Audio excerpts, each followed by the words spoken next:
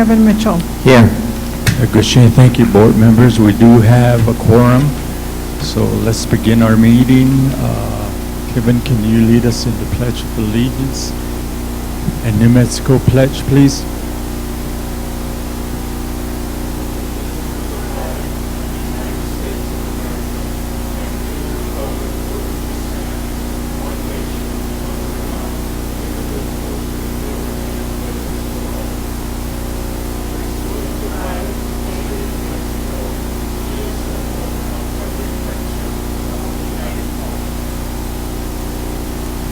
Thank you, Kevin and board members.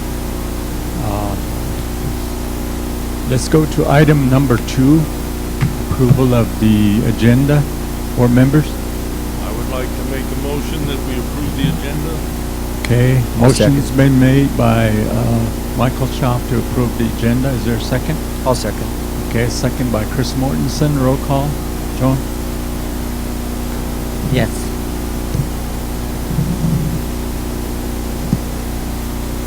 Ms. Manuelito? Yes. Mr. Shaw? Yes. Mr. Mortensen? Yes. Mr. Long? Yes. Okay, board members, thank you. We have approved our agenda for this evening's meeting. Mike, recognition? Members of the board and audience, we are excited tonight to have a couple recognitions.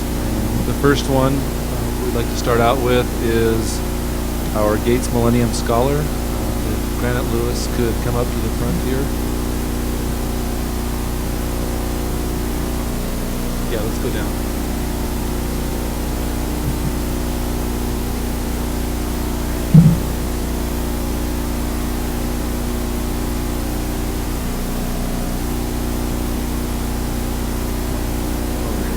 We're going to put you on the spot. All this money you're going to get, right?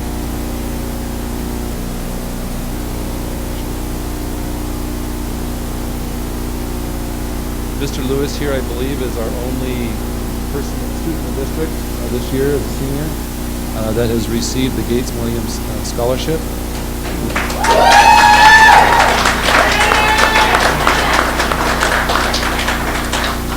This is a significant accomplishment. Very few students receive this scholarship, which is a full ride, and Granite can probably tell us lots of different ways in which that money will be spent and what it's for. I'm going to ask him to do that a little bit and to say a few words about what he has actually earned. I have heard that this scholarship is going away. I hope I'm wrong about that, because it is a significant scholarship that furthers the education of students. I believe, if I'm not mistaken, not only on your graduate, but not only on your undergrad, but your graduate work. You get your master's, I believe you can use it for as long as you continue to stay in college, all the way to your doctorate. Thank you.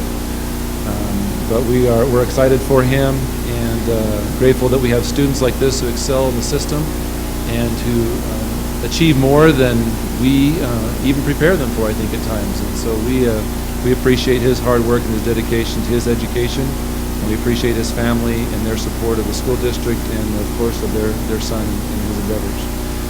Maybe say a few words, because I heard you speak. What night was that? Saturday night? He gave, I think, I shouldn't say this out loud, but he gave one of the best valedictorian speeches that I think I have ever heard. Creative and inspiring. So let me say a few words about that. We'd like to get a picture with you up front and put it on Facebook, share it across the world. All right? Good evening. My name is Granite Lewis, and for this scholarship, it was a process that began in the fall. It just started out with a general application, and then they narrowed down the process through a second phase application, which included essays, and after that there was a live interview that I conducted online with a man called Dr. James Lynch. I think he's from the East Coast. And then after that they took their time to decide the finalists, which is about only 300 out of, I don't remember how many thousand people across the nation. But as my dad said at my reception, I got an email after a baseball game. We played in Peru and we were at Wendy's, and I was like crying, eating a burger. yeah, it's good news to hear, and I'm happy and thankful for all the people that supported me. Thank you for recognizing. Yeah, thanks.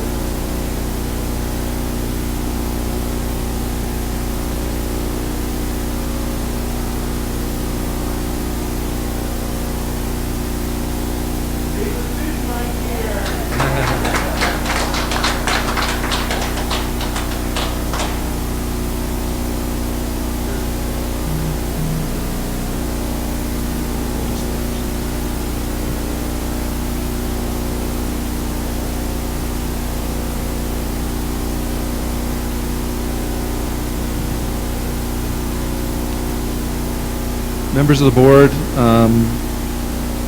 we also have another special recognition this evening for the legislators who were just great this year in supporting our school district. We have a few of them here this evening, and we'd like to present them with some awards for their efforts in supporting our students in our county. As you all know, this was a fight of all fights this year. I think somebody even mentioned to me when they heard that we were going to bring up impact aid, that it was going to be a battle, as it had been many, many years ago. This was the first year that we had joined forces, though, with several districts, legislators, tribal entities, Pueblo leadership, and in fighting for this cause. And it wasn't just this cause that we're recognizing legislators for. There were several things that legislators were part of for the benefit of our education in New Mexico, and that specifically and greatly helped our district in receiving more funding and more opportunities for our students. And we are extremely grateful for the legislators who joined in this fight. We still have more legislators to get on our side on a few items, but we really appreciate people stuck their necks out. People in this room, these legislators, stuck their necks out for our students. They expended capital that they have at the state level for our students, for their students. And we are just very, very grateful for what they accomplished and what they were able to do for us. And we'll talk more about the legislative session later tonight in our reports about what was accomplished and areas we need to still improve in and fight for. And so I'm going to have Terry Frazier, she's going to come up and recognize the two that are here. And there's several legislators, obviously, that have been fighting for impact aid and other things this year, and we'll get their plaques to them.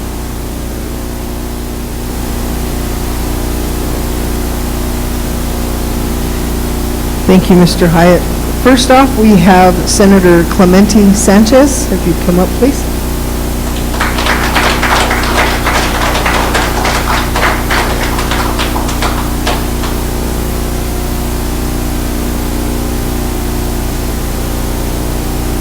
Good evening, everyone, and thank you for the recognition. You know, we're all in this together, working for the students, not only the students of this district, but the students throughout the state. And you know, this was I remember sitting in this room right here when we first talked about what Senator Munoz and I were doing with our bills and introducing impact aid bills. Basically, we had two different bills. Mine stepped all the impact aid coming back to the districts where who generate the revenue, and Senator Munoz has had it all coming at once. Anyway, we got both of them. It was funny how we started that is I called Senator Munoz, or he called me or whatever, I told him I'm gonna run an Impact Aid bill. And he said, well, so am I. So then, it's funny how we think, well, we always think kind of the similar in our legislation.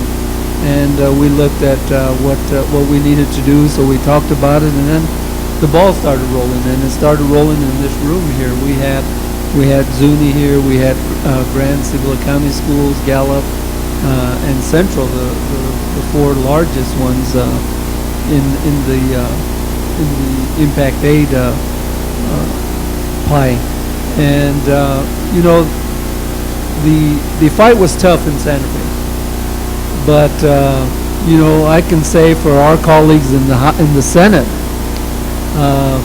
I think we had them fairly convinced. I think Senator Munoz will say that too, that even in areas that don't affect Impact Aid, the southeastern part of the state was a little tough, but even we had some of them down there. And you know, the fights just started.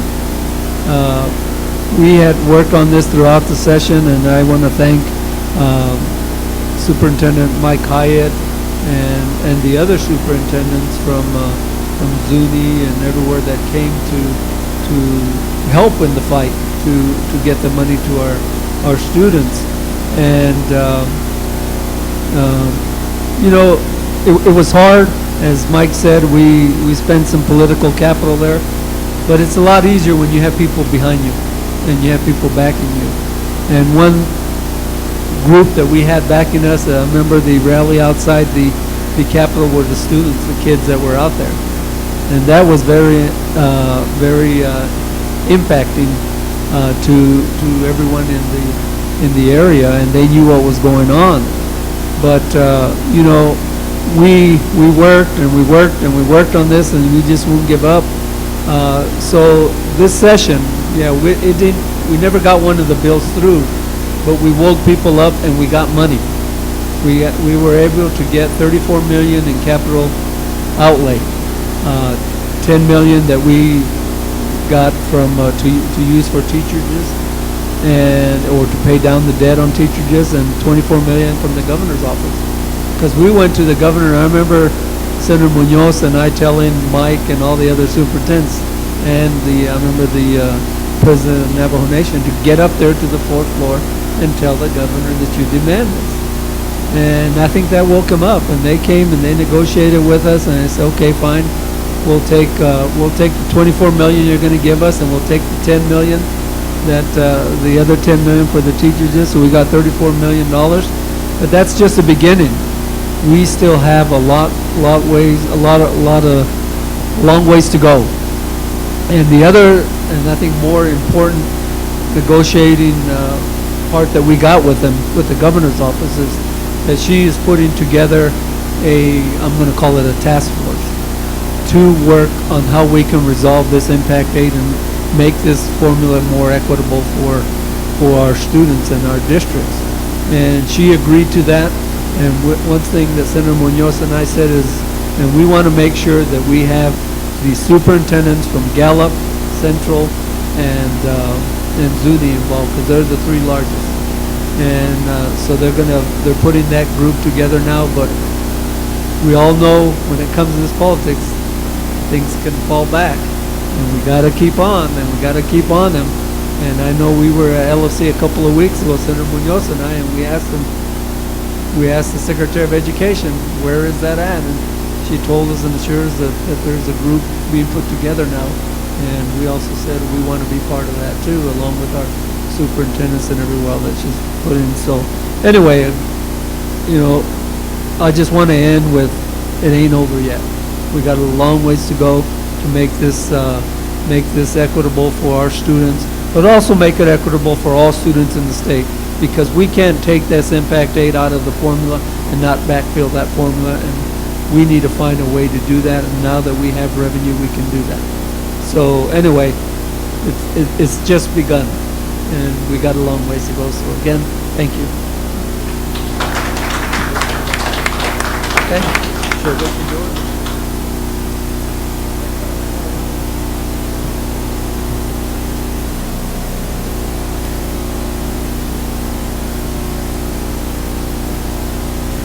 Before I announce our next senator, I'd like to let you know that we intend to recognize Representative Patty Lundstrom, Representative D. Wanda Johnson, Representative Anthony Allison, Representative Alicia Acon, and Representative Harry Garcia. So they were all on our list. Next up, we have this recognition going to Mr. George Munoz. Senator.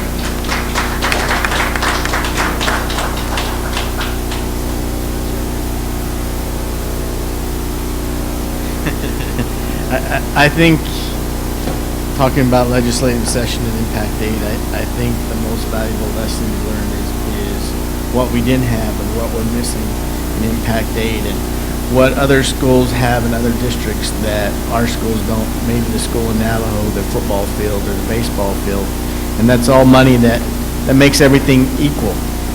And we can talk about the legislative session and process, and I think Senator Sanchez kind of hit those hot topics that we needed to cover. But I think there's one important thing that you school board members need to know is if at some point the governor doesn't get this together, then we need to be prepared to either file that lawsuit, ask them to hold the money, or take a different path. Because I think the time has come, waiting is long enough. We know that with the Yazzie Martinez lawsuit, with the impact aid hearings that are going on in district court, the only way we seem to win in this district is through the court system. And I think it's to the point where New Mexico needs to wake up. I think Arizona gives them 100% of their impact aid. Utah does a ratio of a certain percent, and other states handle it differently. And New Mexico needs to change, because if you look around us and you look at a school in Rio Rancho and you see the football field and you see the hand-stitched leather chairs in every classroom, you see the technology and their access to what they have. And you come out here and we go to Laguna, where we had to fight for a football field because what was adequate and what was over adequacy was different than what the state thought it should be. And I think the real lecture comes from is we in the legislature as elected officials drew a line in the sand this year. And we drew a line in the sand and said, we're going to cross this line and you better be ready to go toe to toe. And that's what we did. Every morning, almost every morning, I think we had a meeting in my office at 8 o'clock. And I want to thank the lobbyists that are here, Mark Fleischer and them that are here, because they helped us quite a bit. There's 112 of us, and 2 of us can't talk to everybody. We don't have the time. We're in committees. We have other pieces of legislation. But there was a team there, and there was a team effort, and I think it's going to get a lot of traction this next year. But if it doesn't by the end of the summer, I'd ask the school board to look at your alternatives and to make sure that 2 years from now we're not talking about impact aid. We're talking about what we're going to do with the money from impact aid. I think that's highly important in this district. Sure, we'd love to go up there and get impact aid resolved for you in the legislative bill and get it all done in one whack, but that's not the legislature.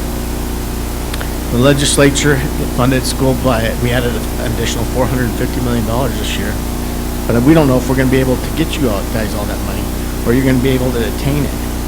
We gave a lot of teachers pay raises and a lot of pay salaries, but did we give you the money in where it needed to be for you to use it? And those are the big questions to answer for us. I want to thank Senator Sanchez and for those of us in the Senate.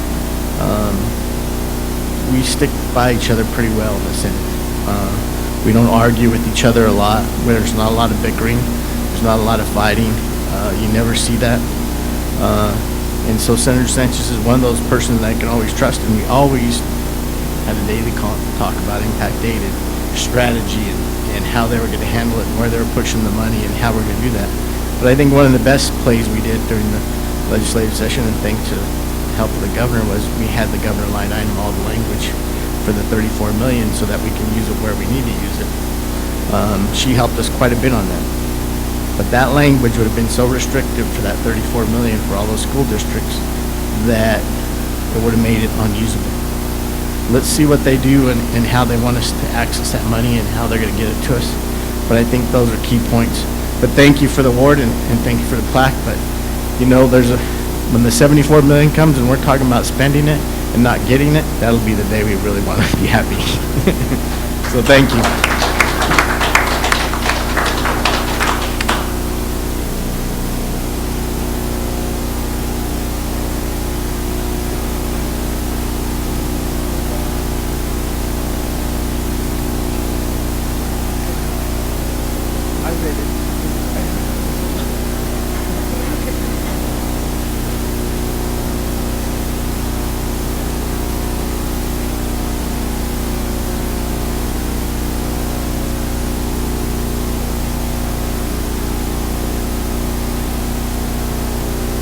Again, thank you to Senator Clemente Sanchez and Senator George Munoz. Thank you.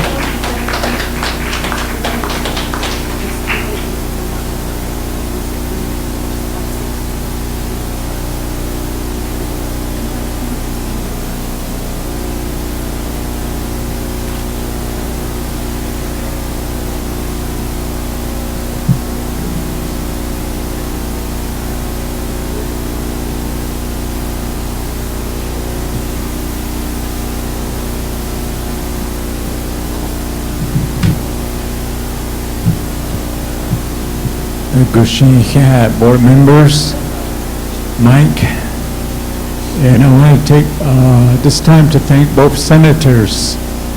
And I know when our superintendent came back and said we got $34 million, I said that's hush monies.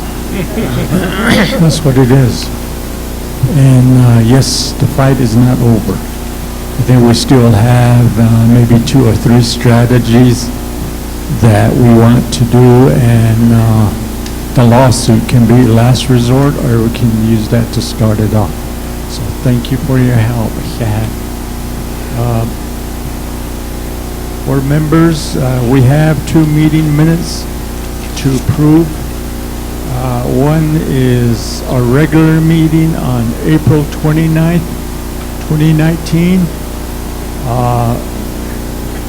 Board members,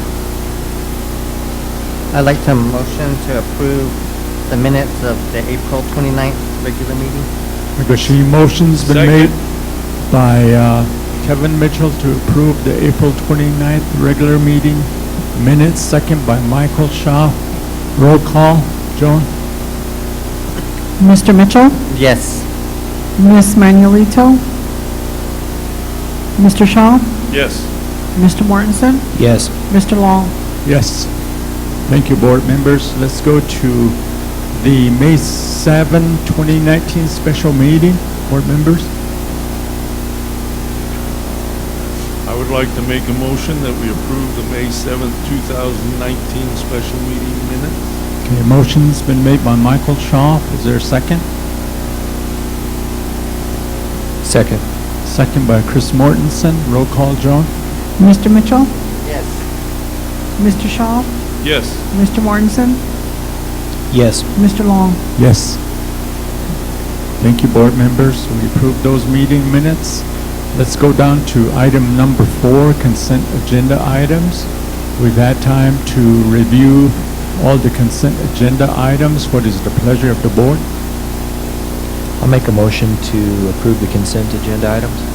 Okay, a motion's been made by Chris Mortensen to approve the consent agenda items. Is there a second? Second. Second by Michael Shaw. Roll call, Joan? Mr. Mitchell, Yes. Mr. Shaw, Yes. Mr. Mortensen, Yes. Mr. Long. Yes. Thank you, board members. Let's go down to item number 5, study circle, public comment. We do have one public comment. Mr. Bobby Willie, you have the mic, please, and you can talk as long as you want to, but as long as you quit in 3 minutes. Yeah, Bobby Kanyaki. Good evening, board members and members that are attending this meeting. My name is Bobby Willie, and I work with this booklet that out of the Colorado that got Elevate is to help the students.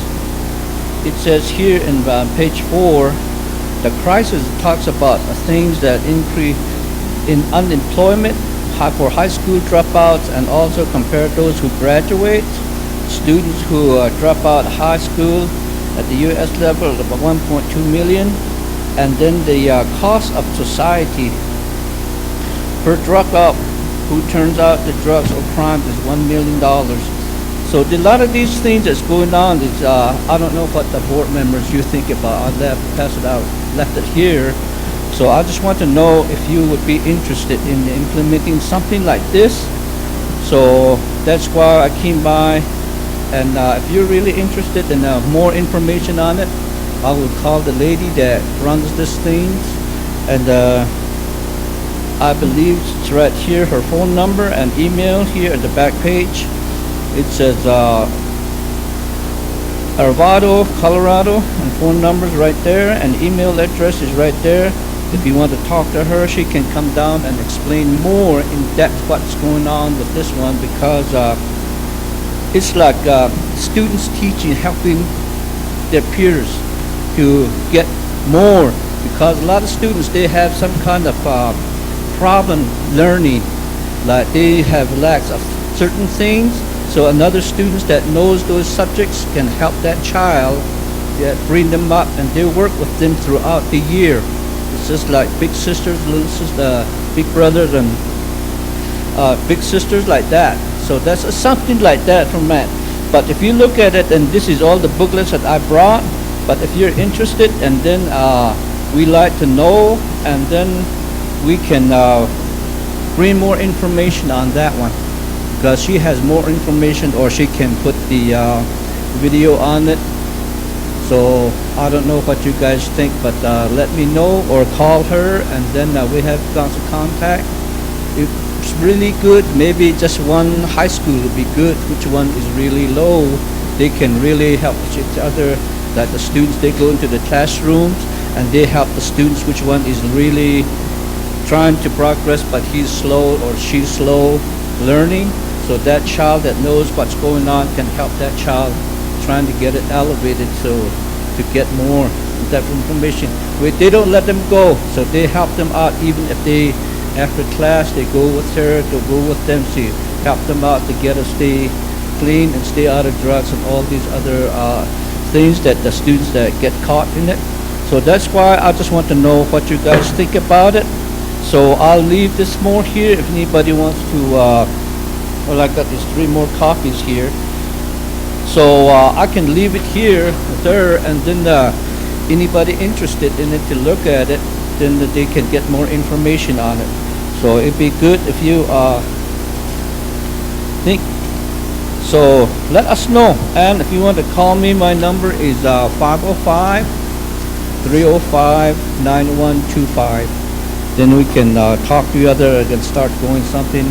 But we just like to know what you guys think about this Elevate for the students, high school students, to help each other out. Agushin, thank you, Bobby, for those comments and providing the information you have. Superintendent's report. President Long, members of the board, I have several items this evening. I'm going to touch on them briefly. If you have any questions or additional information that you want, please let me know. Once I am completed, we'll roll right into having our lobbyists do a presentation on the legislative session. But again, feel free to interrupt, ask questions as we go through the next little while on reports. Just an update on several different items. The first one is, we've talked a little bit about this, but I wanted to give you a little update on McKinley Academy for next year. As you know, we figured at the start of this we would have 50 students. We had 230 students join this year. Next year, we're projecting close to, if not exceeding, 350 students enrolled in the McKinley Academy program, meaning we have 350 more students in our county pursuing an associate's degree in an early college environment. We're really excited for the success of this program and look forward to continued successes for students across the county. We're going to talk a lot about the legislative session. I just want to let you know that we were approved for one piece of legislation which involves 10 extra school days for students. This also includes 6 extra days for staff and participation in the K-3 Plus program, which extends the school year 25 days for, we're hoping, about a third of the elementary students in our district. Obviously, this comes with funding, and so we've been working with the state and making sure that we receive this funding and we're doing things properly so that we can reimburse. Some of these things come in a reimbursement format rather than the money coming to us all up front.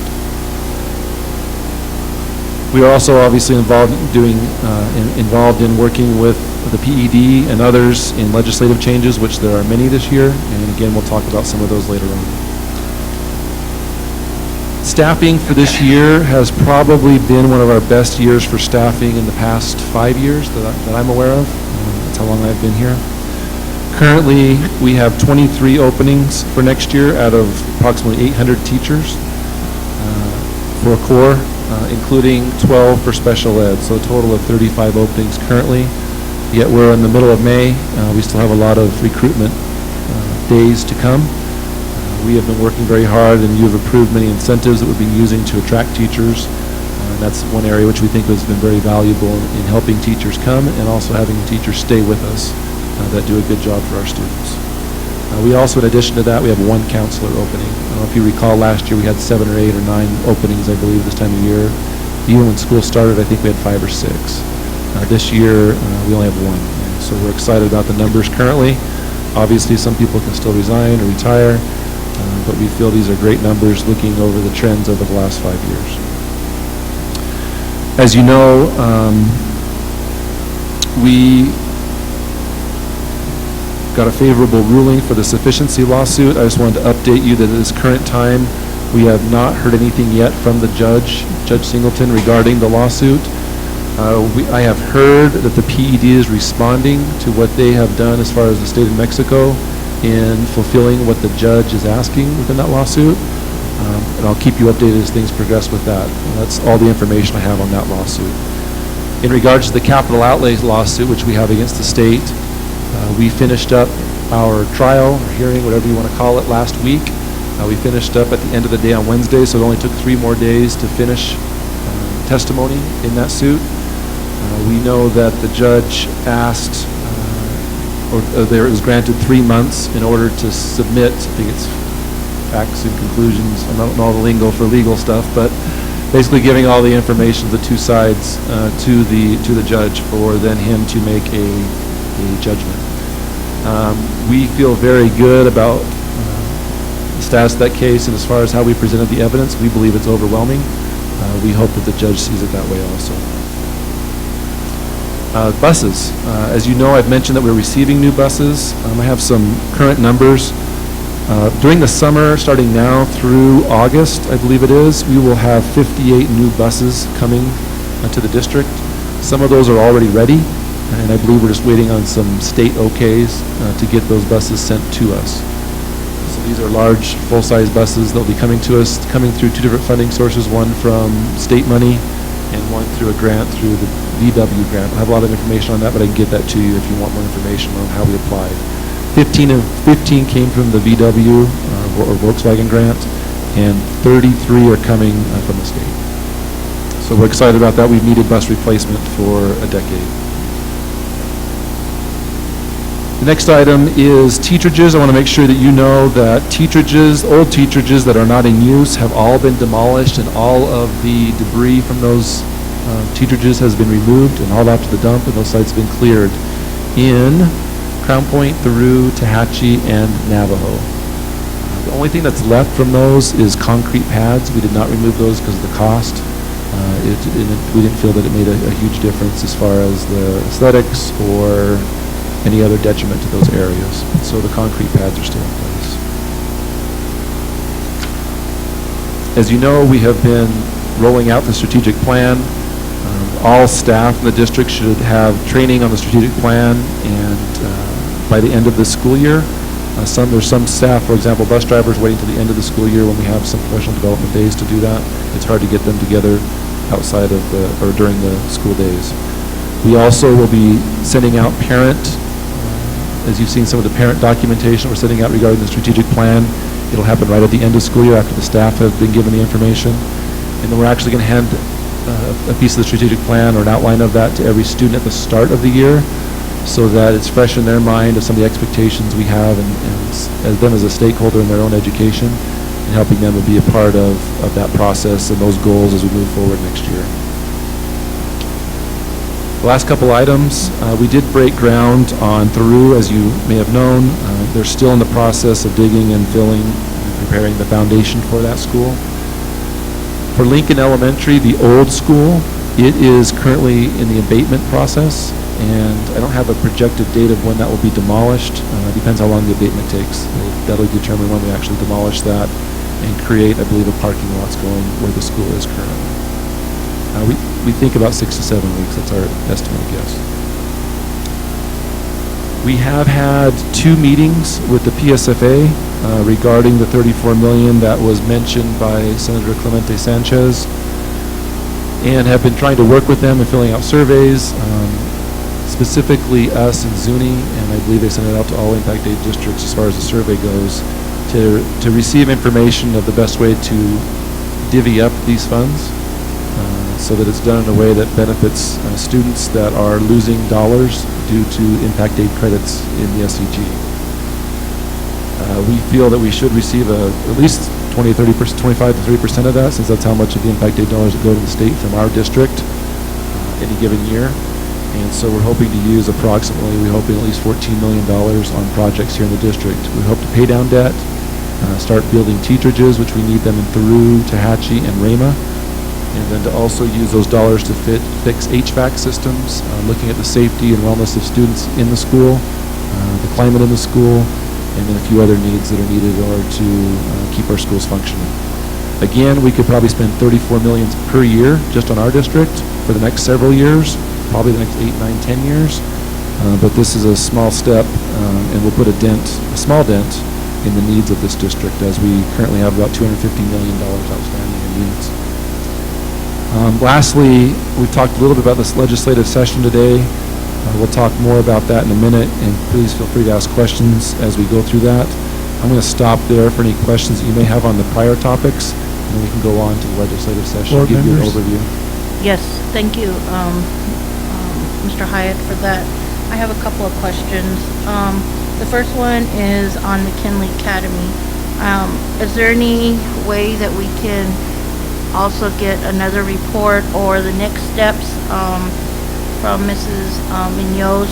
And I know there's been some communication issues with the schools that we wanted to know what is her plans on that, on how to resolve those issues, and then also maybe a one-year report of the successes and the challenges that we've had with the academy. And I know that this year has been the first year for the academy, and I would really like to request maybe a letter to the students that have participated, the 230 students of this first cohort, that if they could get some kind of recognition for helping us as a district really work out the kinks for the future cohorts, the future students that will be entering the academy. So that's my first one. My second one is I really appreciate the new buses, but I would like to also know if we have any shortages of bus drivers. I know that we're losing some in Theroux. Last I heard was 4 drivers I think we're losing in Theroux. Some are coming back into Gallup, and then I think a couple are not returning. So that's just my area that I know of, but I think overall I would like to know if we're going to be losing more than that. The other question, and on the strategic plan that we're going to be giving out, could we please provide some extra copies to the board members? I do a lot of chapter meetings, and I would like to give those out during the meeting times also. And the last one is, you talked about the $34 million and the meeting you had with PSFA. And I know during the hearing that I attended, one of the concerns that I had and have had is if we do improve our buildings with the, like the HVAC and all that stuff, would that jeopardize any of our schools from moving down the list or even off the list to get replaced? Those are my questions. Thank you, sir. Sure. On your first question, I believe it was about a report out from McKinley Academy. I think that would be timely for us to do that over the next next couple meetings. We still have several students joining and applying for McKinley Academy, so I think we should have good data here in the near future of what's going to happen for next year as far as attendance, and talk about that program. With regards to the drivers, I have not heard that we foresee a problem finding drivers, but I can check into that for the board. As far as extra copies of the strategic plan, we just asked, we're trying to do this in a systematic manner where our staff receive the information first, then roll out to the community, to parents, and to students. And so yes, we'll definitely can provide as many copies. We have tens of thousands of copies of these documents ready to give to those different groups of people. And of course, the board is welcome to as many copies as they feel is needed. We will be sending them out to the chapters also, and also other governmental entities, tribes, etc., so they can also see what we're doing as far as our strategic plan. I have given a copy to the PED, so they're also aware of the direction that we're going as a district. Lastly, I think this is the last item regarding the 34 million. What was your question again? I didn't write down enough information when you were talking. If we do improve the HVAC. Oh, yes. Yeah, that's part of the problem. That's part of the thing that, one of the things we testified in our lawsuit is that when we actually end up having the money to improve something, it can reduce you on the list of schools to be replaced. So you almost can't win. You fix it, they move you down, even though the rest of the school needs to be replaced. And then you're reliant on the PSFA staff to do an accurate assessment of those buildings to determine what ranking they are. We've also seen many problems with that, where things are ranked as in great shape when they're actually in one of the lowest conditions that we see in the district. So our faith in that system is obviously not great. We'd like to see that improved, and we definitely are doing some due diligence in working with the PSFA to address some of these issues before the lawsuit, during the lawsuit, and we'll continue to work with whoever we have to try to remedy these problems. Yeah. Any questions? All right. I'd like to introduce Mark Fleischer and Jim. I forgot your last name all of a sudden. Just blanked out. Jim Smith. There you go. Come on up, and maybe I had other names for you. I don't remember, but I'd like to introduce them and have them come up. They have provided some documents to you. They're going to talk different pieces and take on different parts of legislative session. But before they do that, I know we recognize legislators today and talk about some of the efforts of a lot of different people, but I also want to make sure that the board is recognized. Our board has been excited, invested, spent time, phone calls, and energy in also fighting for this. And so they have been a part of the fight and legislative process to get this funding back in some form or another. And I appreciate your support of us being there in Santa Fe, and I appreciate your efforts in fighting for alongside us, or us alongside you at times. We would not have all the support we have without the board and many others who are, the relationships they have with people, getting them on board also and helping explain to them what impact aid is, because it's a complicated topic. And our board has done a good job of learning about impact aid because very few people truly understand the needs of our district with respect to how impact aid is taken from us. So, Mr. Fleischer. Thank you. I'm Mark Fleischer, and I'd like to I'll discuss impact aid and capital outlay, and Jim will discuss general education bills that either passed or failed in the session.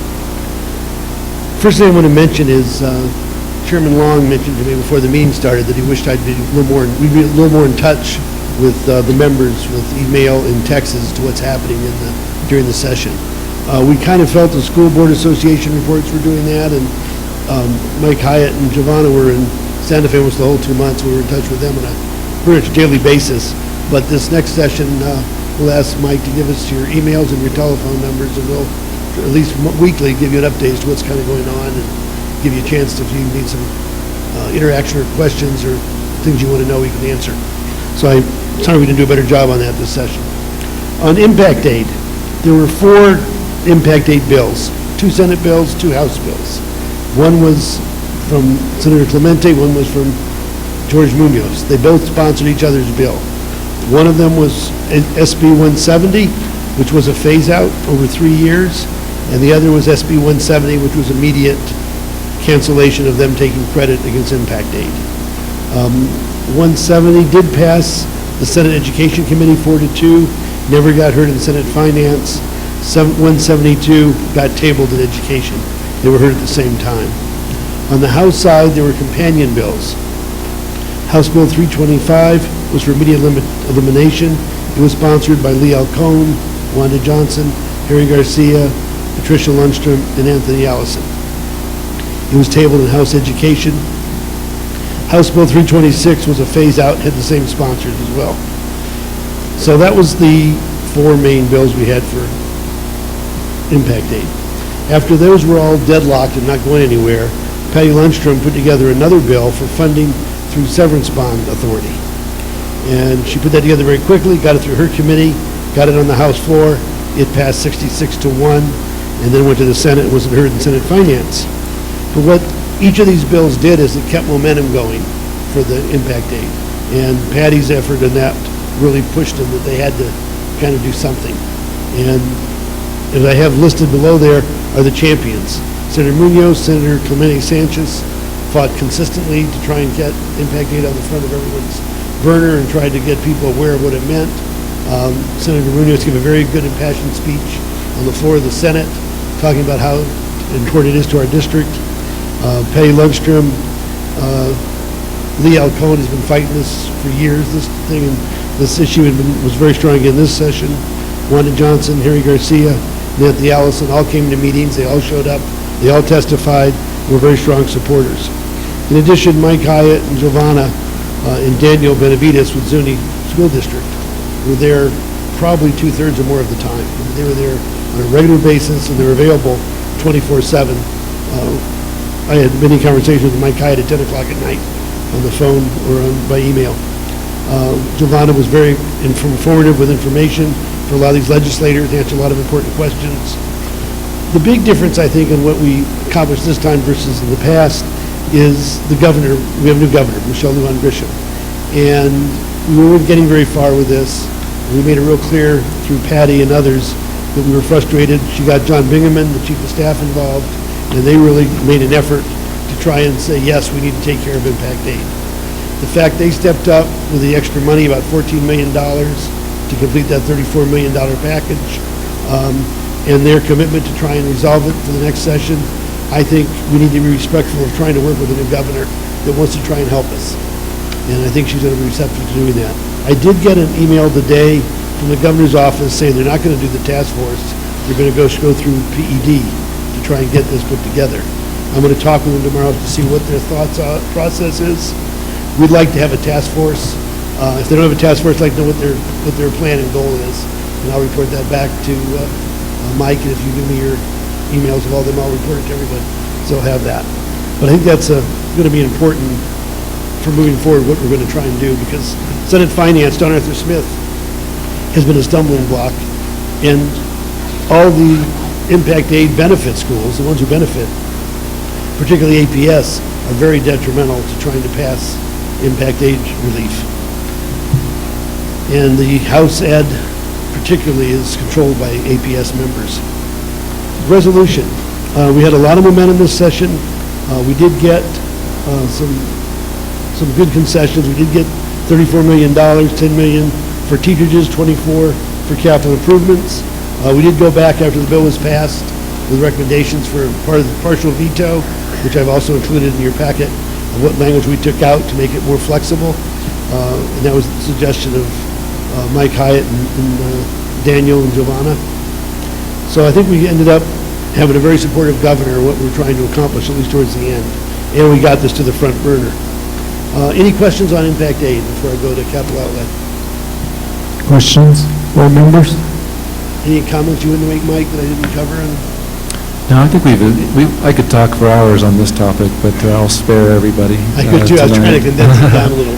But I think between the senators, some of my comments, your comments, gives enough overview unless people have questions. I mean, the community probably needs more information than the board, but I know that there's probably specific things that happen with this topic that needs to be communicated. So if there's any questions. Mr. President, I was just kind of wondering how you were providing info to our representatives that actually testified, because from what I heard, one of them was unprepared, is what he said. But yes, he was a signer of the bill. So I was just kind of wondering what kind of information you provided to our representatives to make sure that they were well informed of impact aid and what it was about and how important it is. You know, with the legislators? The representatives, yes. Yeah, with representatives. We met with them all. We reviewed it. We had Mike Hyatt and Giovanna meet with most of them willing to meet. Some of them have preconceived ideas for years. We're not going to change what they hear because they already have a preconceived idea. I think generally speaking, most of these representatives that sponsored these bills had a fairly good understanding of impact aid. I was a little surprised, to be honest with you, what little knowledge most legislators had about impact aid. Most of them had not a clue about it. And almost none of them knew what teachers were, how they worked, or anything about that. So it was a big education process. I now believe legislators have a better understanding of impact aid than they've ever had. Is it as good as it should be? Probably not. But we do meet with them and ask their questions and try and explain it to them all before their bills were presented in hearings. Okay, because I didn't see it. As far as the ones that got up and testified, as far as them doing a good to testify, with great information or how they testified. I mean, I was a little disappointed with that. And I also wanted to, say that, I think it's real important that as board members, we are updated, especially with this impact aid. There was times that I would have gone online and wanted to see where things were going in the house or when they were on the floor. A couple times I was had to call superintendent and say, when is it going to be on the floor? And then vice versa, or they're on the floor right now, are you watching? And I think things like that are really important to us. And so, just updating is very important. I understand Charles Long made that clear. I said we'll do a much better job this next session. I apologize, we didn't do a better job this session on that communication, but we will. Thank you. As far as capital outlay funds go, these are funds that legislators get that they're allowed to give in their district. I don't believe the school district's ever applied for capital outlay funds in the past, but we got $200,000 for your football improvements, $337 for small buses, $75,000 for parking lot improvements for asphalt. I know that's not a lot, but it's some.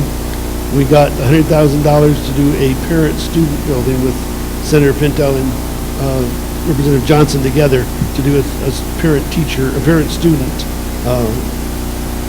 building and services that the district wants to do. In addition, we got $200,000 for bridge work for some of the county bridges, which will hopefully relieve some of the need for the small buses as well. We got $712,000, not counting the bridges, which I think, as I said before, I don't think you've gotten any, so that's a big chunk. And some of this, Senator Tallman and Representative Pratt, for a total of $125,000. They're Albuquerque legislators, and I feel they gave strictly because of our relationship with them, and some money you would not have gotten otherwise. Certainly the money you get from some of our local legislators you get regardless if we ask, but those that were particularly nice to get. Any other questions you have on our capital outlay? The other thing I wanted to mention is that money is available July 1. Now, you still have to do some things to actually get it, but this year it's not bonding. In the past, the bonds went up on July 1 and you didn't get the money till later in the year. This year is all being funded by the surplus, so the money will be available July 1 or shortly thereafter. I attended the Gallup McKinley County Commissioner meeting this morning, and they did have some funding that they're going to be using.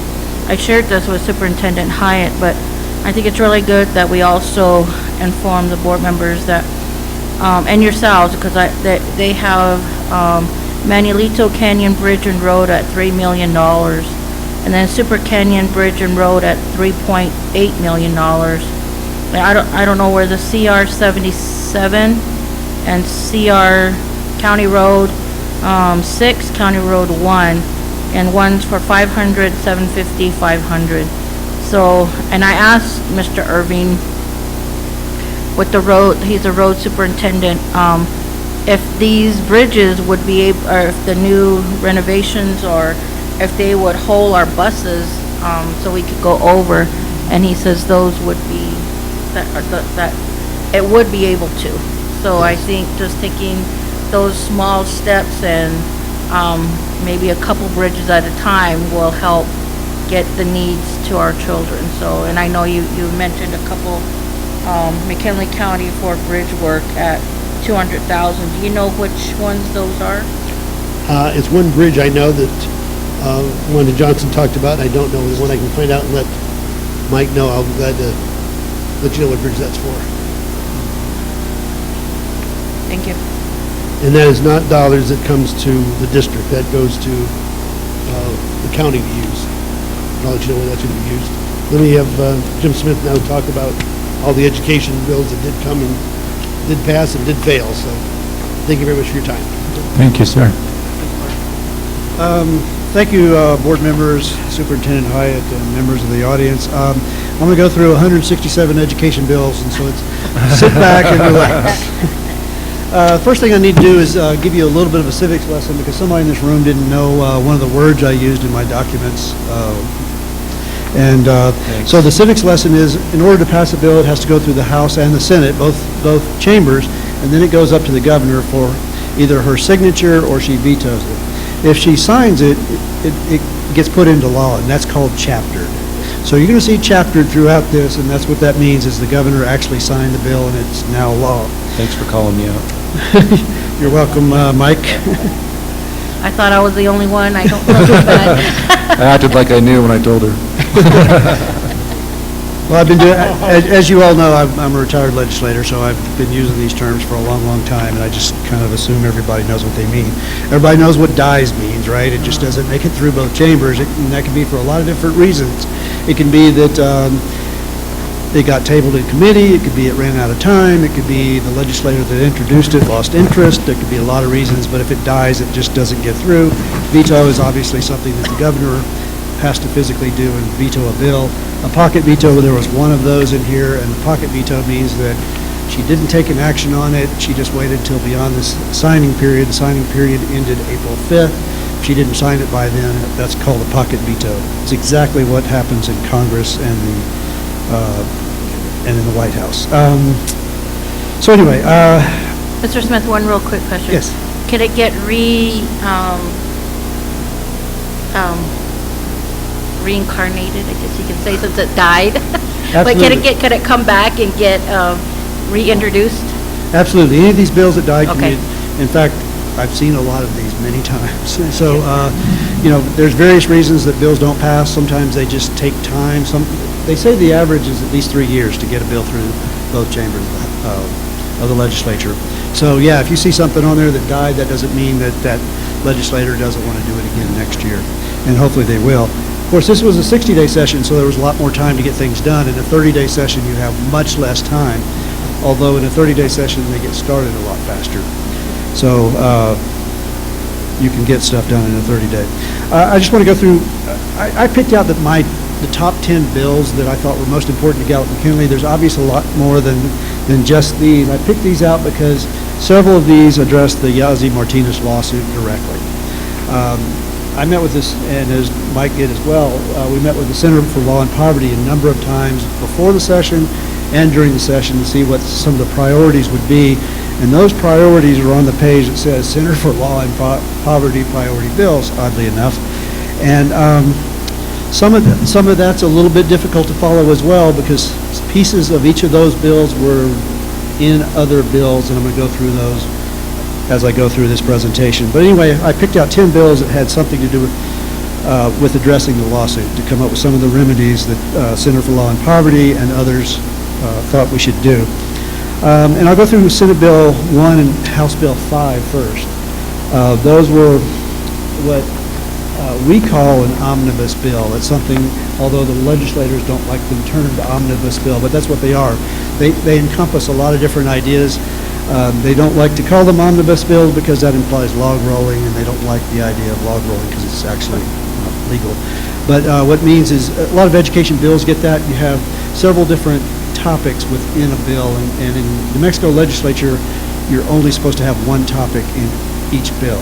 But on some of the education bills, they don't do that.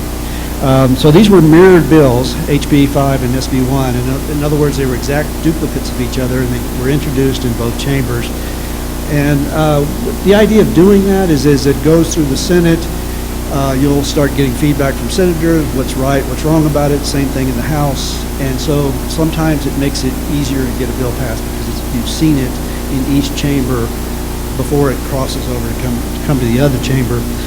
Sometimes it's really, really bad because they have to totally mirror each other as they go through. So if you have Senate amendments, you have to make sure that they end up on the House bill as well, which they were very careful about doing that on this bill, except for one thing that caused a bit of a problem.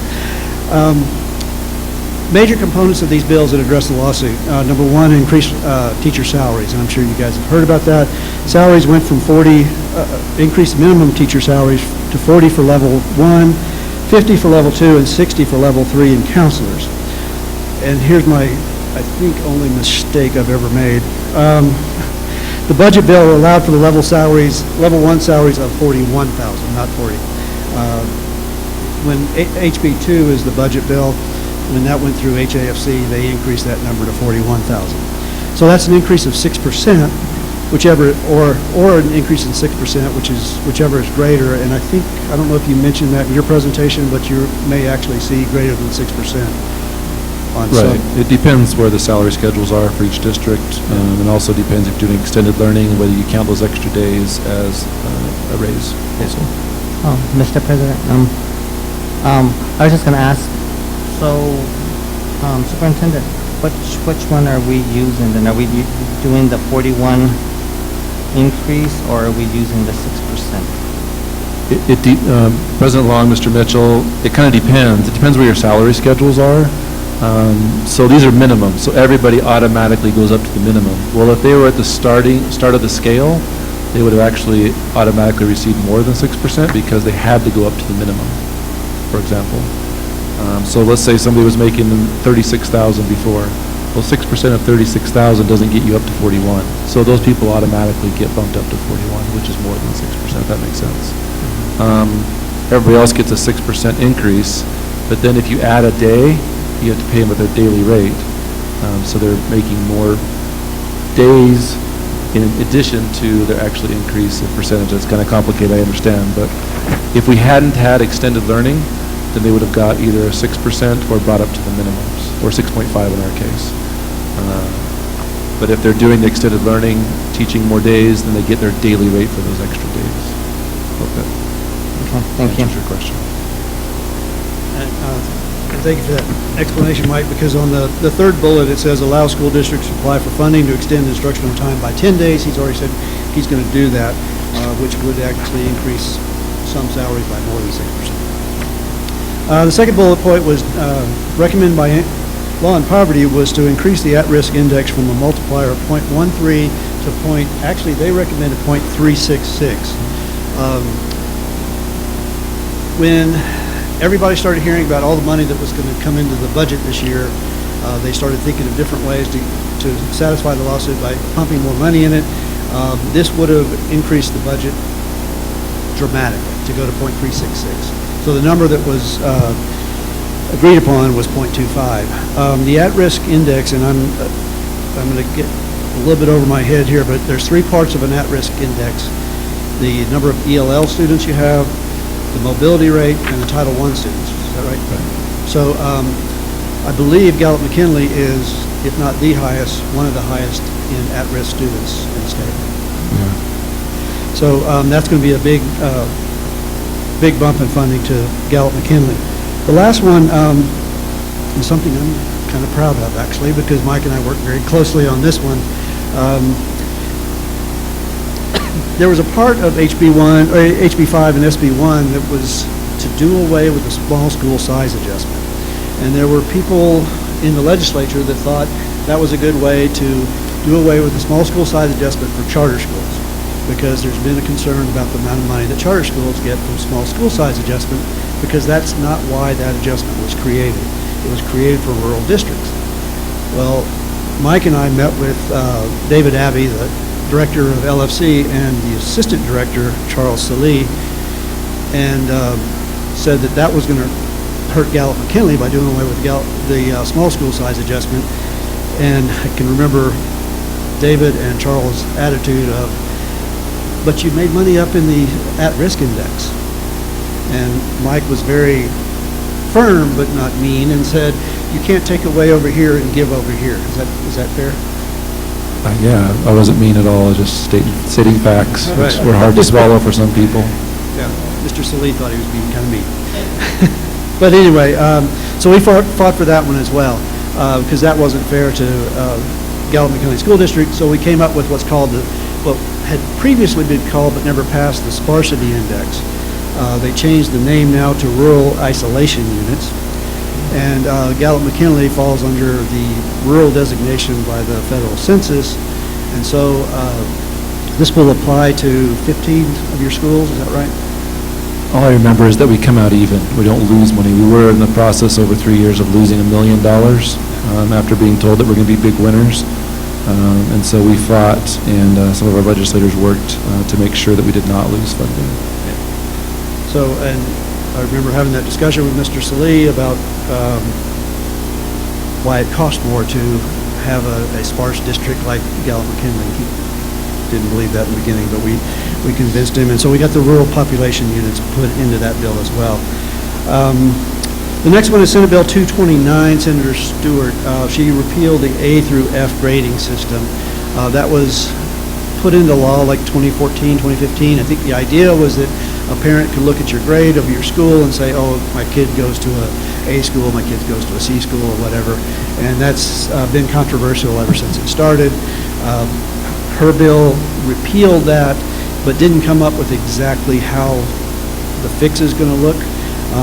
They had an interim working group that I was actually on, and we came up with the idea of a dashboard approach. But even that dashboard approach is not real stringent yet. PED is going to come up with guidelines as to how that dashboard should look, but it should be user-friendly enough that a parent or community member could look at a school and say, oh, I see this school is doing these sorts of things to improve education at my child's individual school. So that's what that bill does. The next page, House Bill 275. I thought was really important to Gallup McKinley, especially because it creates a new Teacher Preparation and Affordability Act. They put $12.5 million into this program. It's going to allow scholarships for teachers who want to go into bilingual education, early childhood, special ed, STEM, or career technical education. $6,000 into $12.5 million goes about 127 times. So it'll impact about 127 teachers throughout the state. But I think that'll help, get some of the teachers into your district, although it sounds like Mike's doing some wonderful things to make sure that you don't need a whole lot of new teachers. The next two bills, HB 111 and HB 250, I have Representative Lente as a sponsor of HB 111. He was a co-sponsor. Representative Salazar was the other sponsor. It's to try to, Representative Lente, by the way, lives on the Sandia Pueblo. He's been a very adamant supporter of Native students. It's a cultural and linguistic education support. It allows what's called the RECs, and I don't know how much activity you have with the regional educational cooperatives out here, but it's to get those RECs, that they provide training to teachers and staff on what this has done is to get them to do teaching or to do training on culturally and linguistically responsive teaching methods. HB 250 was Representative Lente's. This is a bill that he's introduced 3 times. I voted for it twice. I didn't get to vote for it this time because I wasn't in the legislature. But the Native American Students Needs Assessment Bill, the Indian Education Act hasn't been updated in a long, long time. And that's what this bill was hopefully going to do, was update the Indian Education Act to come up with needs assessments as to what a student entering your school district might need, what kind of needs they have. Unfortunately, there was no appropriation to this, so the cost is to be borne by your school district and by PED to come up with those assessments. 227, Representative Harper, there was a bill passed a while back that said if a teacher took sick leave and used all of their sick leave, that could actually be counted against them in their teacher evaluation. This repealed that. House Bill 20 was Representative Garrett, which was Grow Your Own Teachers Act. This could be beneficial to you guys as well because it allows a mechanism for educational assistants to become teachers. And the next page. I don't know if there's any teachers here, but Representative Salazar had House Bill 360, which increases the employer contributions to the Educational Retirement Fund and reduce the retirement benefits for new employees who work less than 30 years. Thankfully, that was after I retired from teaching because I didn't make 30 years. Senate Bill 22, we talked a little bit about this earlier. It creates a new cabinet-level department for early education and child care. This was Senator Padilla.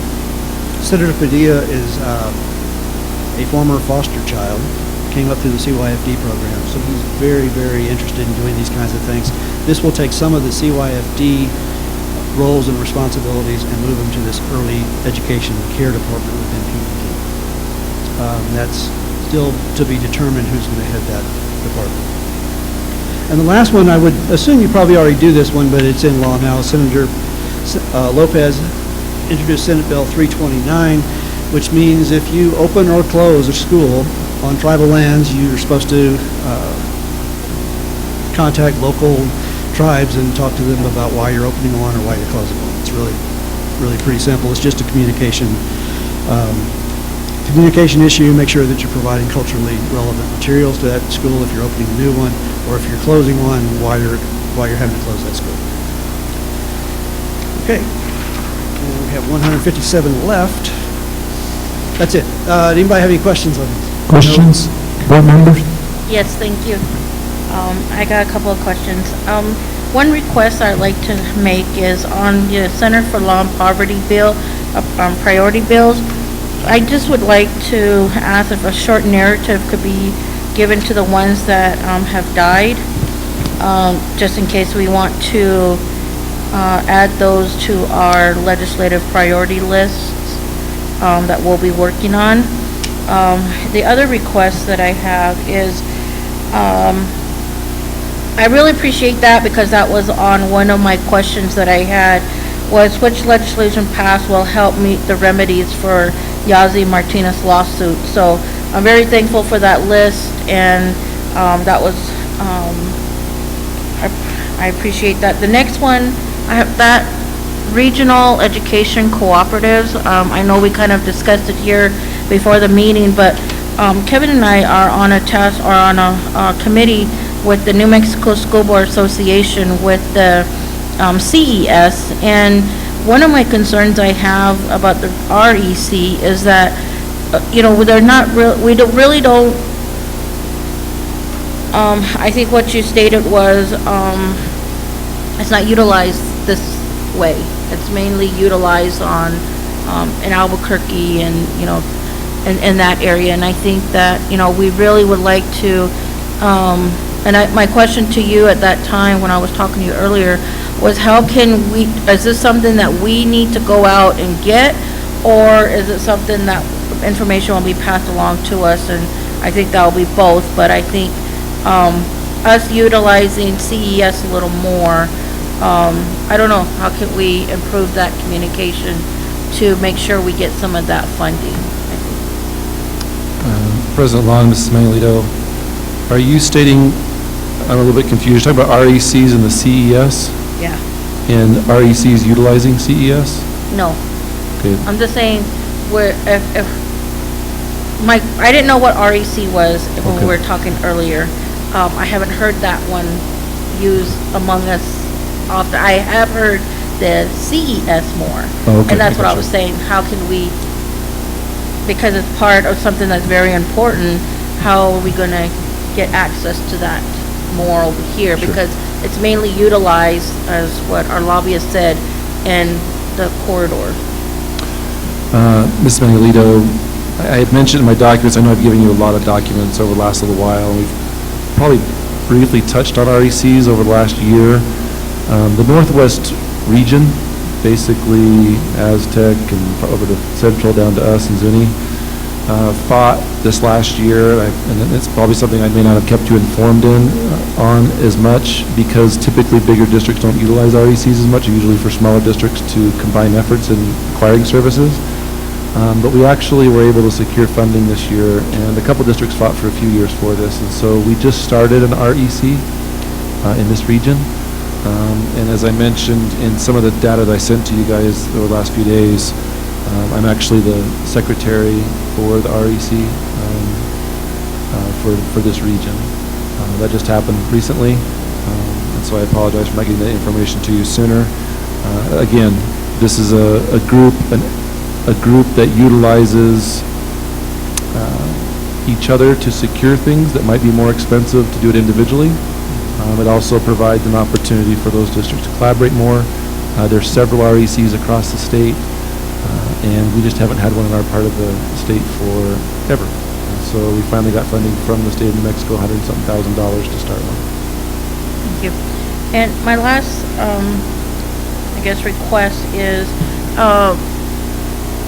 I know a lot of school districts and a lot of our colleagues as board members have really been getting information on safety of our schools, and which includes mental health and active shooter training, those kind of things. So I think I was looking at this list, the long list that you provided, and there's some in there about school security personnel and deadly weapons and stuff like that. So if you guys could get a chance to also collaborate, kind of the same thing you did for the law and poverty on mental health. I know there was mention of something like this one about armed security guards, and just having that to where we could also look at it in a mental health kind of safety, school safety kind of realm. I would really appreciate that. Thank you. Sure. Ms. Manuelito, I'll get that to you. I will say, on the armed security guards, there was a bill that was passed to provide for that, and they're not school resources officers, but they're actually armed security guards that might be in your schools. And the bill as written was actually your local school board would have to do the hiring of that person, as opposed to, Mike could recommend somebody to do that, but that would have to go through the local school board to actually hire someone to do that. It also had a lot of definitions about what kind of handguns they could use, what kind of arms they could carry. And just for your information, one of the things that we're kind of working on is with the Navajo Nation, with the council delegate that I have. That's one thing that he wants to really help us out on, because we have some of our schools that are on tribal lands that even if we implemented a policy, we wouldn't be able to have armed security guards on the schools that are on tribal land. So he's trying to assist us as a school district to get Navajo Nation legislative pass also, but, you know, just having that relationship would be really helpful. That'd be great, thank you. I'll do that. Any other questions? Any other questions? None? Thank you. Thank you. Nada, thank you very much for your report. And we still have Impact 8 to deal with. And I think the issue of Impact 8, that probably stems, you know, the opposition to it stems from in the 60s. There used to be a state AG. And when Indian nations in New Mexico requested for funding from the state, this AG always issued a legal opinion that denied funding to Indian nations on different projects. And he would always use the anti-donation clause in the state constitution.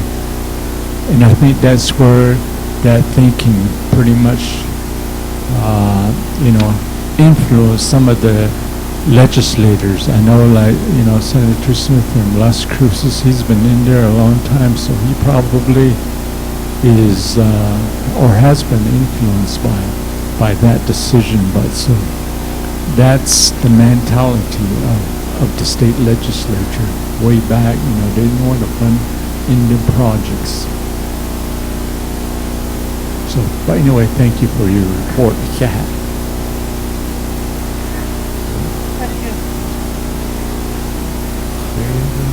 Let's see.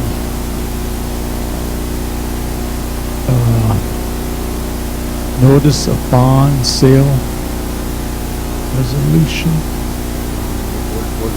Oh, okay.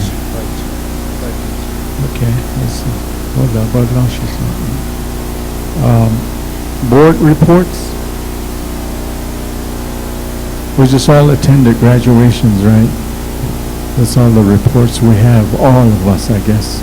But thank you for attending those graduations. We only have 2 left this weekend.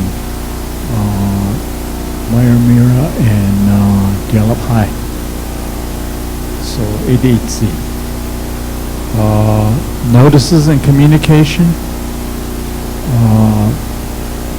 You can read that on your own. Again, high school graduation. Friday is Mira. Saturday is Gallup High. With that, let's go to new business. New business, Mike. President Long, members of the board, every year you see this item on one of the agendas. It's regarding our teacher revenue bond debt. Let's make a quick comment before you take action. As you know, we have to use operational dollars in order to take care of capital needs in our district. The attorney for the state attorney general's office, who was on the defense side of our lawsuit, continually said that operational dollars and impact data have nothing to do with capital outlay. Unfortunately, in New Mexico, and unfortunately in our district, we have to. We have to have teachers or we close schools. We have to use operational dollars to pay the payment on that. It's just another avenue for, in my opinion, institutional bias in the system. In addition to that, we have to do this every year. We took out $50 million debt that we're still paying on. In addition, you have to use operational dollars to pay maintenance staff. And so, again, going back to this particular item, though, this is about $2.1 million payment that we're making for this year, and so we have to do a cash transfer in order to make that payment. Any questions? Questions? What's the No, pleasure of the board? I would like to make a motion to approve. Negotiating motion's been made by Priscilla Manlito to approve this. I'll second. Second by Chris Mortensen. Roll call. John? Mr. Mitchell? Yes. Ms. Manuelito? Yes. Mr. Shaw? Yes. Mr. Mortensen? Yes. Mr. Long? Yes. Thank you, board members. We go to New business B. President Long, members of the board, I'd like to have Mr. Melendres and company come up to the microphone. They have a presentation for you. As you know, we are always maximizing our bonding capacity so that we can take care of our schools without the funding that we should have received from the state. So throw that little preface into a comment and before you guys begin. Yeah, so you don't have to worry about snow going back to Albuquerque. Those are all in-law chasers. Go ahead, you have the floor. Well, good evening, Mr. President, board members, superintendent, staff. My name is Evan Kiss, and I'm with RBC Capital Markets, the municipal advisor to the district. I'm pleased to be standing before you again. I was here probably about a similar time last year introducing the district's upcoming bond issue. I'm here again this evening for the kind of annual bond issuance for the district. We all are contemplating issuing $5.75 million in bonds. The privately placed in New Mexico Finance Authority. I have a small handout that hopefully everybody has a copy of. And so I will, I don't propose to go through every page, but please stop me if you have any questions. But I'll just probably briefly go through the first 4 or 5 pages because I think those are probably the most relevant to your consideration of this agenda item tonight.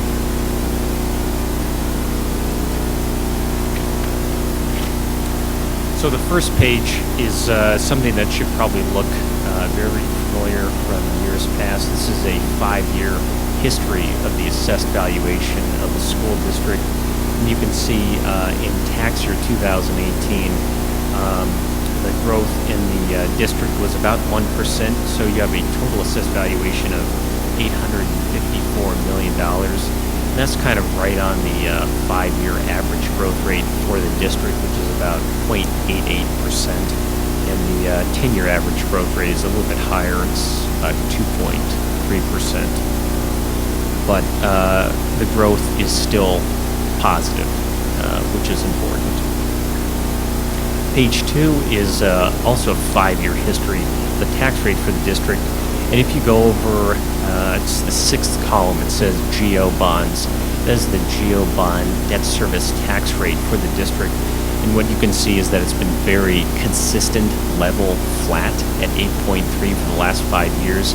And that's always what our goal is, and working very closely with staff and the superintendent and the board and others is keeping that tax rate level and flat, unless it's the will of the district to change that. But it is issuing debt through a GO bond cycling program, kind of year in, year out, as the assessed valuation for the district grows.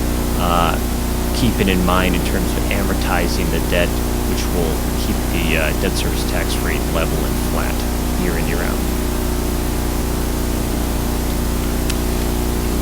The following page, page 3, is just an overall kind of snapshot of the debt service requirements, GO bond debt service requirements for the district, and then what we've proposed is the structure for the upcoming Series 2019 bond issuance.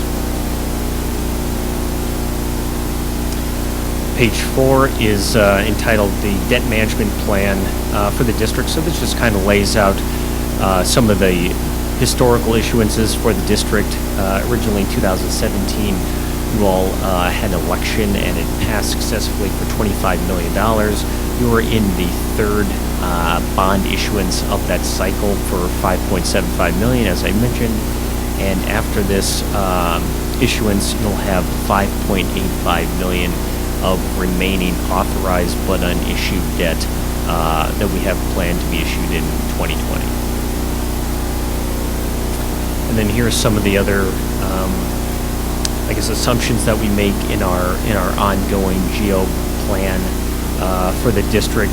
AV growth of 1%, which is, consistent with the 5-year average and consistent with 2018 growth. And then at the bottom of the page, something else important to point out is this is the bonding capacity for the district, so very important. $854 million of assessed valuation. You're authorized to issue up to 6% of that AV, so that's about $51 million. You currently have, or will have, on 8/1/2019, 41 million and a little bit, 41.5 million outstanding.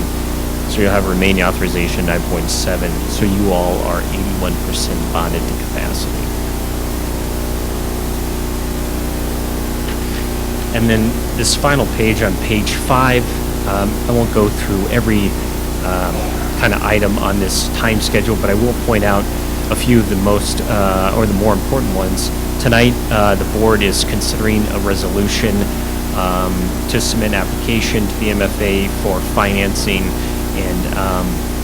and approval. On June 27th is it's a Thursday, that is a MFA board meeting, at what point they will hear your proposed financing and approve that financing at that time. This is the same kind of steps and process that you all have consistently gone through over the last couple of years, so nothing has changed. And then week of July 8th, we look to set the rates, lock in the rates with the New Mexico Finance Authority. And then the other important date on August 2nd is the day in which this transaction will close. And you all, again, similar to the process last year and years past, at that point we'll be able to start requisitioning these funds from the New Mexico Finance Authority and spending that money. So with that, I will pause or conclude. And also, Art Gorman is here, or Art Melendres is here from Module. Art Gorman is somebody that I used to work with. Art Melendres is here, and he's here to answer any questions if you have any those about the legal process and the resolution that's before you all tonight. So, any questions, board members? Nada. Dan. I have a question. Sorry to extend this when you don't have questions, but as far as our bonding capacity, Art, how do we compare to the other districts in the state on average?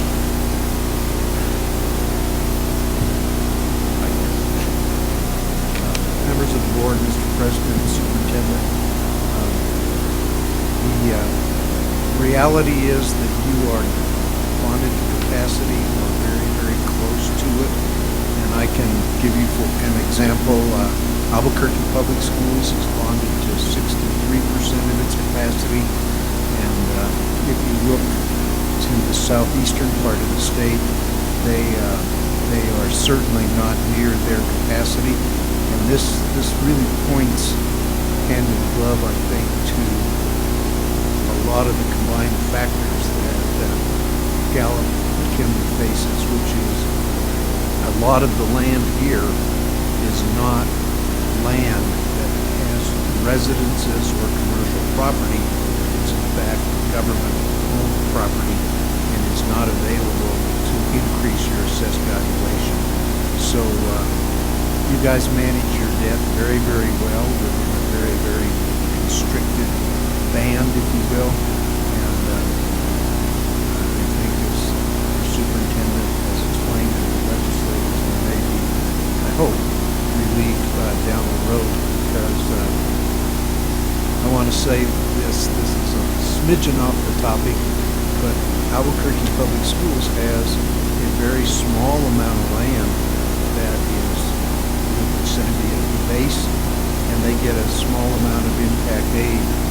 But I want to say that the superintendent of the Albuquerque Public Schools and our superintendent can work together, because I think we should be allies in clearing up the impact aid instead of being on one side or the other, which doesn't help anybody.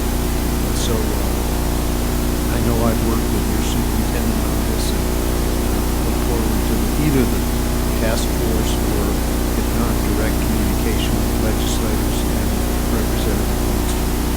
You're in a tough spot, but you do a great job. And I want to say the voters are very supportive of your district. Because as you asked them for vote approval, they generously give it to you.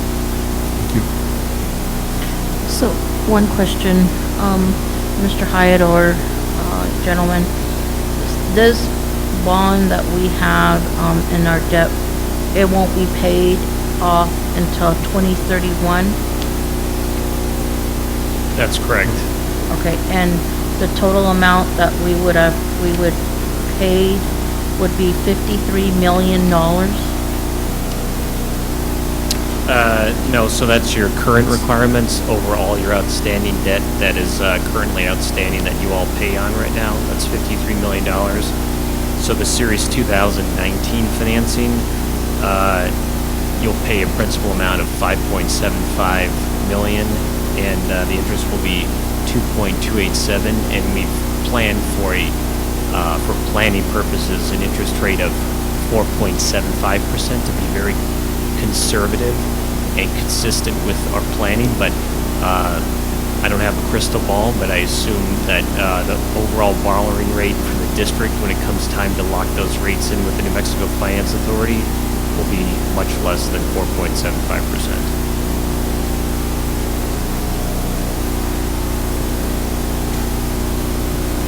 So after this issuance, you'll have outstanding principal of $52.8 million, and you'll be paying interest approximately of $9 million over a 12 or 13-year period.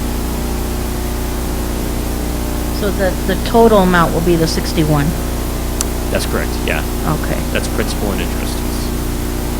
Thank you for that clarification. Good question, thank you.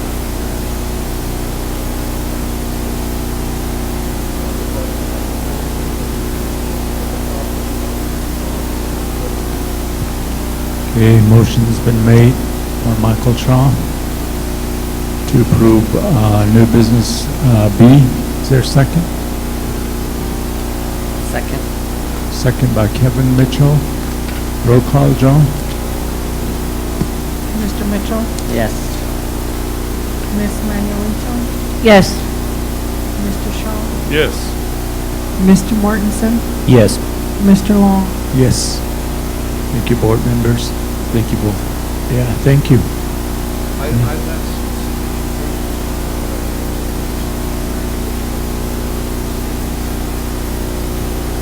Okay.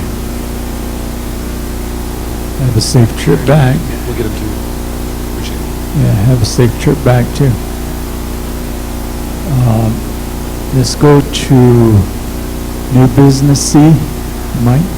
President Long, members of the board, as you know, there's been some changes as of late due to, I can't remember the Senate bill number, but it was introduced and passed, Senator was Senator Ivy Soto, regarding election calendars for elections for school boards, and other things across the state. But I wanted to make sure that you understood this is just approval of the election calendar. We're fixed on that. I don't think we have any leeway in that, but we have to approve it, which seems kind of weird. But that's part of the process, and so that's what's before you at this particular time. It makes the election for board members in November. Maybe you start, new board members start, or the cycle starts for your term in January 1st. Okay. Board members? I'd like to make a motion of approval of the 2019 election calendar and the resolution for election proclamation. Okay, a motion's been made, Michael Shaw to approve the election calendar and resolution for the proclamation. Is there a second? I'll second. Okay, second by Chris Mortensen. Roll call, Joan? Mr. Mitchell, Yes. Miss Manuelito, Yes. Mr. Shaw, Yes. Mr. Mortensen, Yes. Mr. Long. Yes. Thank you, board members. We need to go into executive session on new business D. Get a motion and a second to go into executive session. I would like to make a motion that we go into executive session for meet as permitted under Section 10-15-1H2 of the New Mexico Open Meetings Act regarding the superintendent's evaluation. Okay, a motion's been made by Michael Shaw to go into executive session. Is there a second? Second. Second by Chris Mortensen. I'm Joan. We're Mr. into- Mitchell, Yes. Ms. Manuelito, Mr. Shaw, Yes. Mr. Mortensen, Yes. Mr. Long. Yes. We are 7:40.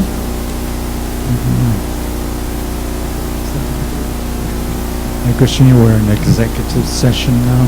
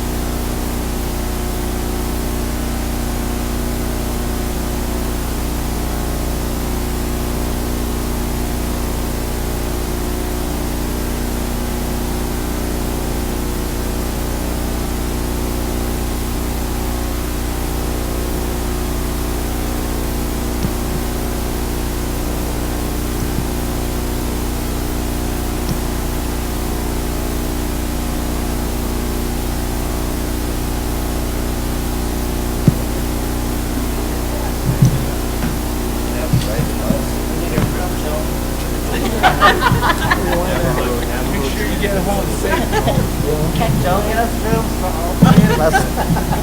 That's for Mr. Long. You guys can come over. You can crash on my couch. Come on over.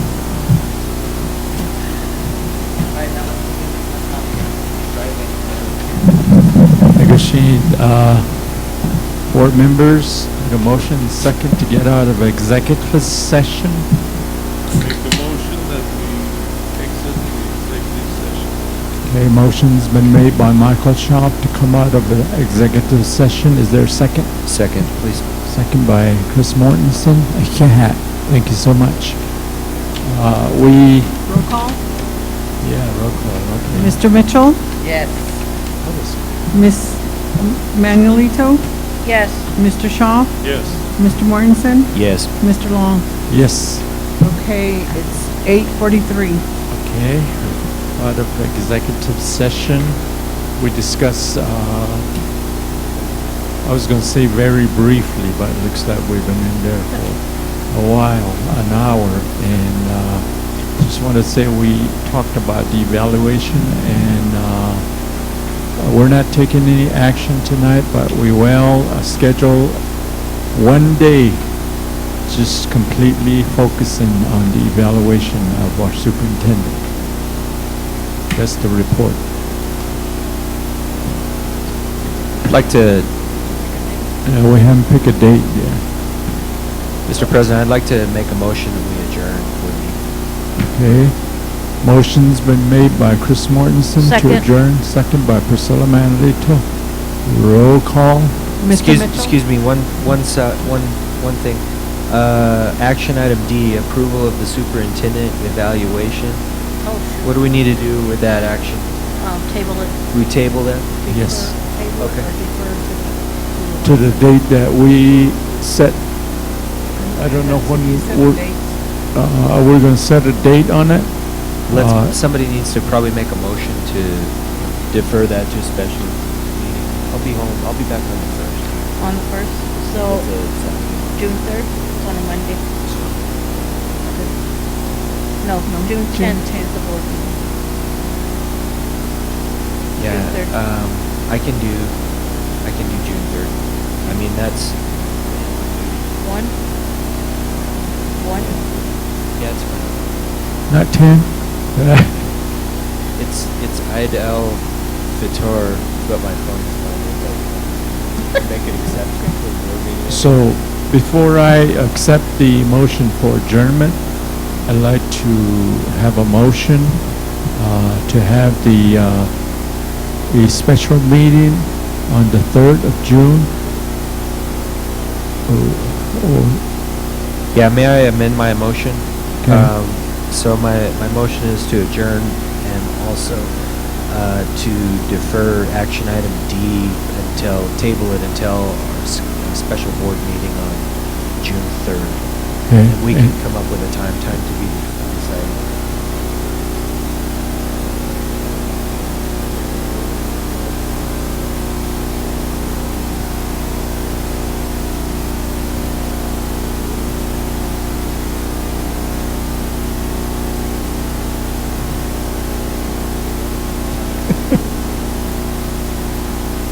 So, but the 3rd is just the evaluation, right? Yeah, let's just do the evaluation. Okay, and the time? To be decided. 1 o'clock? 1 o'clock, yeah. 1 o'clock. Okay, 1 o'clock on June the 3rd, special meeting to take action on the evaluation of our superintendent. Higa. So that's your motion, right, Chris? Correct, yes, sir. Second? Second. Second ilan, was it Priscilla or? No, I did. Okay, Kevin, second? So are we doing D now? Yeah, that's Mr. the first. Mortensen and Manuelito, second. Roll call. Mr. Mitchell, Yes. Miss Manuelito, Yes. Mr. Shaw, Yes. Mr. Mortensen, Yes. Mr. Long. Yes. Now for adjournment. The adjournment was included in that motion. It can't be. It's a separate item. I'll make another motion to adjourn. Okay, second by, Second. Okay, motion's been made by Chris Mortensen and second by Michael Shaw to adjourn our meeting. Mr. Mitchell, Yes. Ms. Manuelito, Yes. Mr. Shaw, Yes. Mr. Mortensen, Yes. Mr. Long. Yes. Yeah, board Okay, members, thank you. 8:47. Negotiate- I need signatures on all, from everybody for the bond.